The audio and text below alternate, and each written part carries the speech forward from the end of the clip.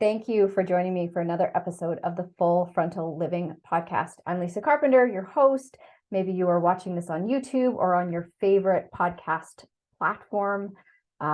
Regardless of where you're tuning in, thank you so much for being here. We're going to be talking today about personal responsibility and the Energy Audit, which is a new program that I'm releasing the first week of May of 2023. And I'm so pumped about this program because if you are anything like the women and men who typically find me, you are a multiple plate spinner, you have many balls in the air, and you probably find that you are never really prioritizing yourself, yet you really have big, audacious goals. There's things in your life that you want to accomplish. You thrive on achievement.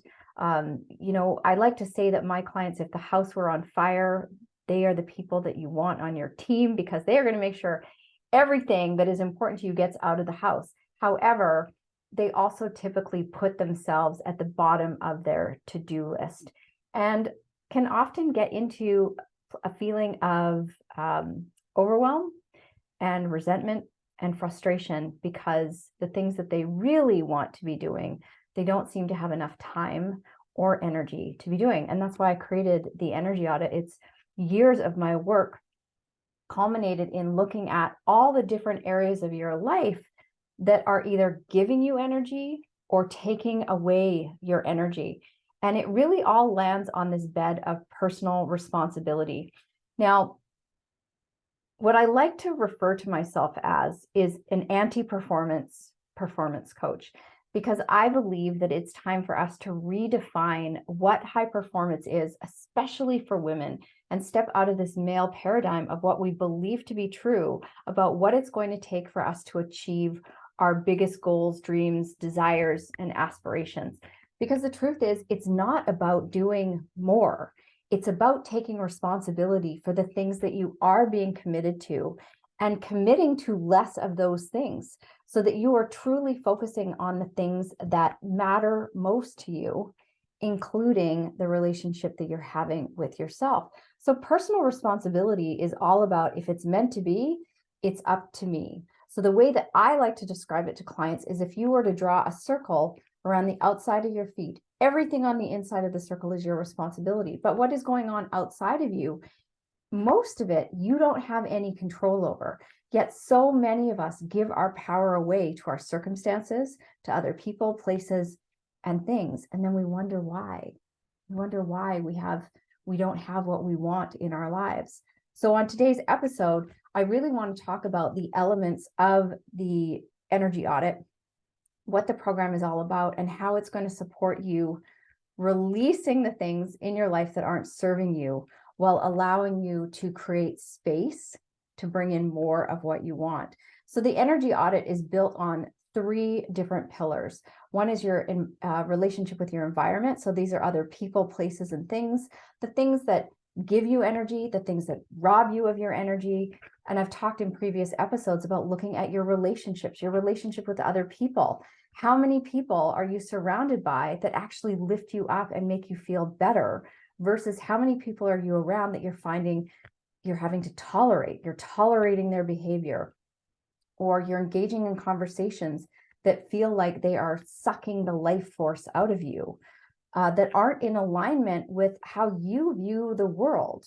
Perhaps you're getting into lots of arguments with other people. Maybe you're a mom and you find parenting really challenging because if your kids could just behave a certain way, then you would feel good. If your partner would just do the things that you ask them to do, then you would feel better. And all of these scenarios, you're giving away your power, you're giving away your energy, and you're not standing in what you can be personally responsible for within the relationship.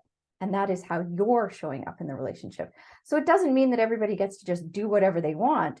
What it means is understanding that you can't control what other people do, but you can take responsibility for how you react, the people you're choosing to spend time with, where you're giving away your energy. Is it a reciprocal relationship? So the way I define amazing relationships is when both people in the relationship believe that they're getting the better end of the stick. But how many relationships are you in where you feel like you're giving all the time, but you're not getting anything back? And are you giving with the expectation of getting something back? And are those fair expectations to put on other people? Because we're often working from a lot of stories and beliefs about how relationships should be. But what makes that true, other than the fact that that's maybe been modeled to you, or that has been the story or belief that's been passed down generation through generation in your family? So environment also includes things around you. Your home. Does your home make you feel the way you want to feel in it? Are you tolerating towels that feel like sandpaper on your body? Are you sleeping in sheets that are so old you can see through them? These are subtle little things, but all of these things contribute to how we're feeling and contribute to either us having more energy or having a lack of energy and not feeling really great in our lives. You can also look at things like, are you using the fancy candles, or are you saving things in your life for special occasions instead of using them and allowing yourself to feel good because you're burning the beautifully scented candle that you bought for yourself? Simple things in your environment go a long way to supporting you feeling the way you want to feel. We're going to dive into your clothes. Are you wearing clothes that support you feeling the way you want to feel? Or do you go into your closet and feel like, ugh, is everything hanging on the rack clothes that are outdated, or they don't fit you, or you're hoping to fit into it again one day, but you're not actually allowing yourself to put clothes on your body that make you feel really great? Have you ever thought about the colors that you're wearing or the outfits that you're choosing? Do you get dressed with intention as a way of supporting your energy and how you want to show up in the world? So you always know I mean business when I'm wearing red lipstick that's tied to my alter ego, which I did an episode on alter egos. I don't know how many episodes back. I'll try and reference it in the show notes for you. But I'm very intentional about the colors that I wear, the type of makeup that I put on, how I want to do my hair, because that sets my mood. So tell me if I'm wrong here, but when you're wearing your sweats and your sweatpants and your, grubby hoodie and you're all cozy on the couch, that's a very different vibe than putting on, fancy work clothes or a pair of high heels or your best fitting jeans. Very, very different vibe. So inside the energy audit, we're going to go through all these little different areas, including looking at your relationship with social media, because that is also part of your environment, and your emails, all these areas that are costing you time and energy that you can reclaim by setting better boundaries. So we're going to dive all into boundaries as well. Okay, so that's pillar number one. And we start with the environmental stuff because it creates like quick and easy wins where you start to feel better almost immediately when you start to take inventory of all these different things. And I'm going to be asking you a lot of questions that are going to create a lot of clarity for you. So it's going to be easy for you to make these simple changes, because I'm not here to add more to your plate. I'm here to help you put down the plates. But for things to get easier, initially, we have to be willing to do the work to create that space for ease. Okay. So the next part is looking at the relationship that you have with your emotions. So nobody wakes up in the morning and says, oh gosh, help me feel my feelings better, Lisa. But I can tell you, if you're like most of the women that I work with, you are trapped in your emotions without even realizing that you're trapped in your emotions. So this shows up in behaviors that we get into, whether it be controlling, justifying, constantly seeking other people's approvals, people pleasing. There's a whole host of behaviors that show you the emotions that you may be trying to avoid, because we don't like to feel badly, and we will do everything in our power to avoid being in that intimate relationship with ourselves.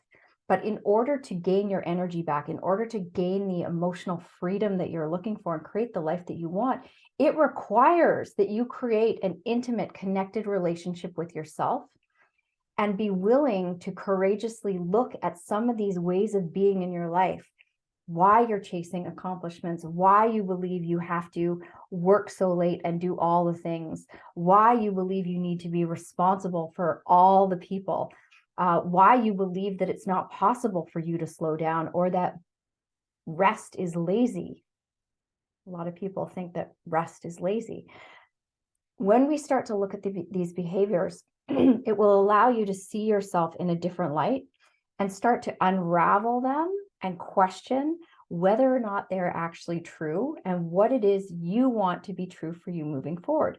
And we work on how we can start to take responsibility for changing these behaviors. So just because your entire life you have worked from this level of perfectionism that is strangling you does not mean it needs to be that way going forward. Just because you've always felt like you had to have control over every part of your life and every person in your life so that you could feel maybe safer, or you believe you're the only person who can do it right, doesn't mean that you're stuck in those behaviors moving forward. And we have to look at what it's costing you to be in those behaviors, but also the benefit that you are getting out of being in them, even though you know that is robbing you of your freedom, it's robbing you of feeling fulfilled, it's robbing you of ease, it's robbing you of your time and your energy. So we're going to dive deep into all those different areas and unpack them so you can be clear on whether or not you're operating being trapped in your emotions, or whether you're making decisions from a place of like, oh, okay, how do I want to feel? What is here? What do I need to acknowledge? Moving through it, accepting what's going on for you, and then embodying a new way of being, embodying new habits and behaviors. And all of this can be done. All of it can be done. It just takes time, but we can't change anything without the awareness first. And that's what the energy audit is for, is to create massive amounts of awareness so that you're able to look at these things, unpack them, create a level of acceptance around them, and then take action in a new direction. So this isn't a program where you're just going to be sitting back and journaling and meditating. The whole point is we're going to be taking action towards creating massive change in your life so that you can have more of what you want and less of what you don't. I want you to have all the energy that you need to live that extraordinary life that you want for yourself and to be able to accomplish the things that you want to accomplish.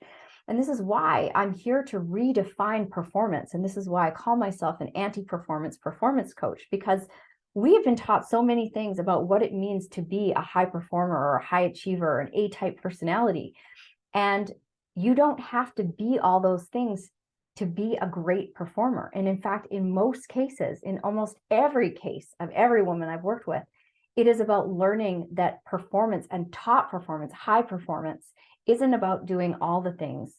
It's about doing the right things for you, being very discerning about what those things are. So it requires you to learn how to say no to yourself and make different choices in your life and basically do less. This is why the energy audit is so much about letting go. We need to do this audit of your life so we can determine what you need to let go of so that you can let what you want in. The last piece we're going to be looking at within the energy audit is the relationship with your physical body. This means your health and your well-being, your physical well-being, because if you want to be a top performer and you are not caring for your health, if you don't make time for wellness, you will eventually make time for illness, and that will impact everything that you want to do in this life. So we are in a culture right now that is more about avoiding illness than it is taking responsibility for their wellness. So you might be a very well person. You might be someone who takes really good care of themselves. But I can tell you, after doing this work for over 2 decades, most women have a very dysfunctional relationship with their body. And it shows. It shows in how they put clothes on their body. It shows in the type of food choices that they're making. So the energy audit is going to allow you to create more clarity around what is going on with the relationship with your physical well-being, because we cannot skip over that in terms of performance. The better you feel, the better you take care of this amazing vehicle that you've been given, the better you are going to be able to perform. And that includes looking at your relationship with rest, looking at your relationship with play, looking at your relationship with food, looking at the thoughts you are thinking and the stories that you are telling yourself about your body. Are you abusing it on a daily basis? Or are you sending it loving thoughts? Are you partnered with your body? Or do you operate from the neck up and your body is just kind of like, you know, this afterthought that is along for the ride?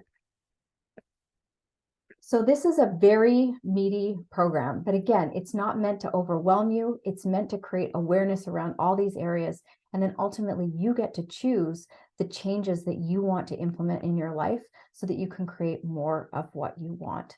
So doors for this program are going to be opening next week. Within the first 48 hours, I have put together some amazing, amazing bonuses for anybody who is on the wait list. So if you are not on the wait list and you don't want to miss out on this program, please make sure you register at lisacarpenter.ca/energy, and you will be the first to know within that 48 hours what those bonuses are. And then we're going to be opening it up to the general public.